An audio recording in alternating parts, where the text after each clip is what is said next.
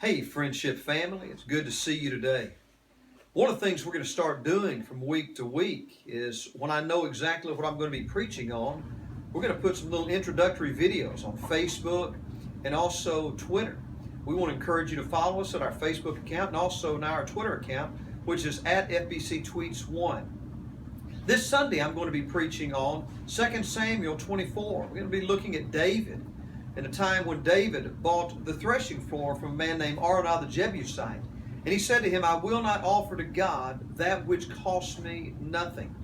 That reminds me of a time when I was dating Ann. I decided, I want to marry Ann. So I saved all summer long. I worked very hard, worked overtime, saved all my nickels and pennies and dimes. And finally, I was able to buy Ann an engagement ring.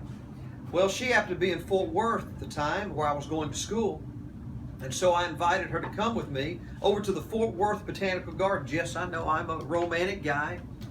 Well, it just so happened that I walked by the Japanese gardens and saw that the Japanese gardens cost $5 to enter. Well, I didn't feel like we needed to spend $5 on the Japanese gardens. So we went over to the Rose Garden. Well, that would have been very romantic, but I just thought in my heart, this probably costs money too.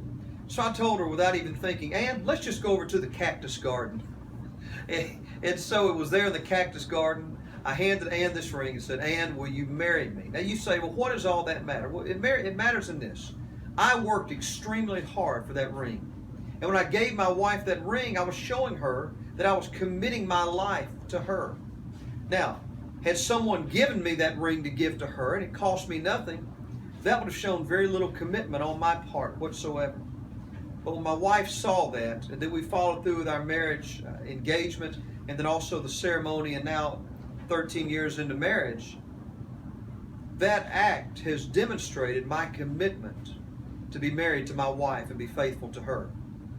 And so my question to you is, and to all of us, is how are we to commit ourselves to the Lord? What does it cost us to follow Him? I want to invite you to come this Sunday. Sunday school at 9:15, worship at 10:30. We'll look forward to seeing you.